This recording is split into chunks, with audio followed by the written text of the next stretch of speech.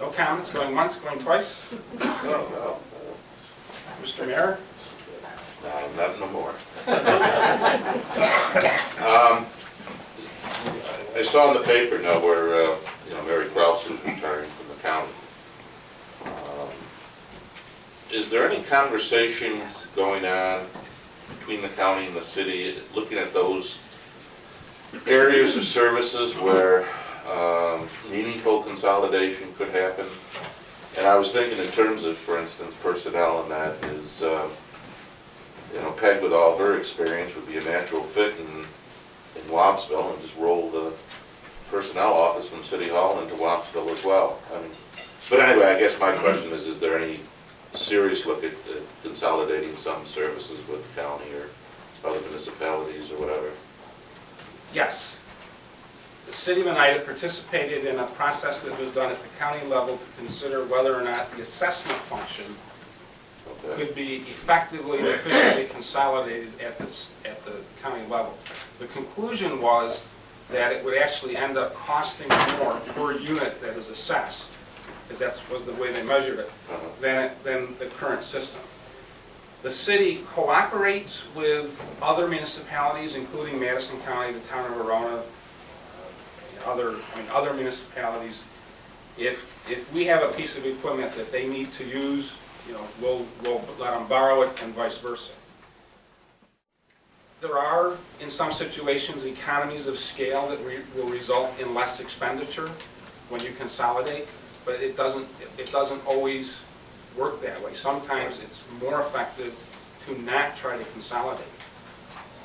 And so it's something that the state wants to do, but what might work in Westchester County might not work in a more rural county such as Madison County. So it's something that is it's certainly on the radar of people at the city. Civil service, assessment, and the tax collection are three functions that you would think off the top of your head would be better off being consolidated at the county level. One out of those three things they looked at very carefully and concluded that it wasn't. To my knowledge, there hasn't been any work done on studying the other two up to now. That doesn't mean there won't be. But the reality is that there's not a whole lot of time to do those types of studies. The city runs pretty lean with respect to how many people it has to do things. And I don't have a staff person who's got 10 hours a week for the next 10 weeks to do a serious consolidation study with respect to the police department, or to consider whether or not we should consolidate fire services with Oneida, Castle, Wampsville, and Durhamville, or look into going to a volunteer fire department. We don't have anybody available to do that. And our budget, the message I got from the council was don't spend more money for those types of things. The handout that I handed to you shows the city of Oneida tax rate compared to, I forget how many, there's 7. There are some, what I would consider peer cities of approximately the same size. And if you look at that, you'll see that the city of Oneida's tax rate is the second lowest from that group, The city of Canandaigua has a lower tax rate. It also has a taxable base of $140 or $125 million more, which reflects the fact that it's on a lake and they have lakefront, which is usually pretty highly assessed. So when you look at what the local tax would be on a $100,000 house, our tax, it would be the second lowest among that peer group. Now those were cities that have a paid fire department and a paid police department, roughly equal with respect to the services that they provide. I'm not arguing for the proposition that we should raise our taxes, but I think that we in Oneida sometimes take for granted, we take for granted the fact that housing is very affordable in Oneida. We take for granted services that are provided by the city and the county.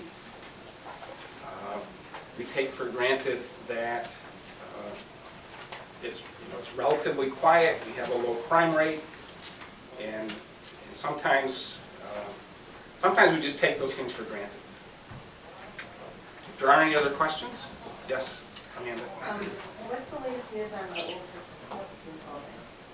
The latest news on the Herb Phillipson's building is that the city and the state have worked out what the percentage cut is going to be with respect to how much space is being occupied. I think it works out to be the city's going to occupy 51 or 52%, and the state's going to occupy the other, whatever that works out to, 100%. Is there a timetable for when you start renovating? No. Right now, they're working on the plans. When they get the plans finalized, they will be converted to bid documents. And, we'll pass the bid documents out and collect the bids. My hope would be that we would probably go to bid, if we're lucky, maybe towards the end of April, sometime in May. And the bids would be returnable probably 30 days after that, so that puts us into sometime in June, and maybe construction could begin, midsummer. 30 years ago, the state law was amended to provide that the city, all cities, including the city of Oneida, would be relieved of the burden of paying the salaries, the fringe benefits, and the other operating expenses of city courts. The municipalities retain the obligation to provide good and sufficient space for the courts. In 30 years, what Oneida has provided for Oneida City Court has never met the requirements for a court. One of the issues has to do with security. I'm going to ask you to take my opinion that our court is not suitable and adequate with respect to security. I am not going to discuss specific details because that goes to the operational security of the court. But if you doubt that, I don't think anybody here does, call Major Fennessy, who's the head of court security for the 6th Judicial District. And he may be in a position to talk about those issues. In really fat, good times, financially, when the city was getting free money from the federal government I forget what it was, when the federal government was doling out money, in good times, the city did not address the court issue, nor did it address the needs of the police department. The possibility of Phillipson's emerged prior to the economic situation turning to mud. The council decided it wanted to continue doing it.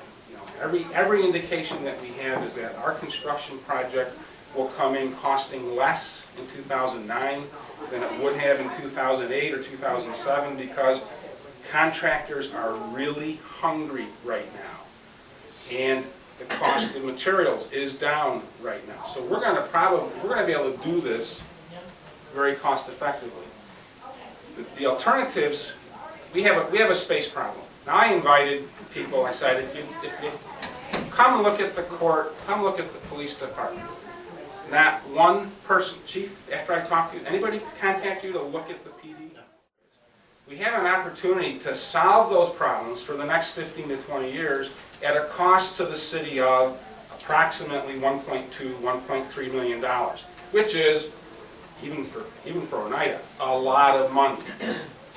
The alternative to renovating that building probably would cost between $8 and $10 million if we build new space someplace else. And I never taught 6th grade math. My wife did, and she tells me that $1.2 million is a whole lot less than $8 million. So buying and renovating the Herb Phillipson's building is a low-cost way to solve a real problem.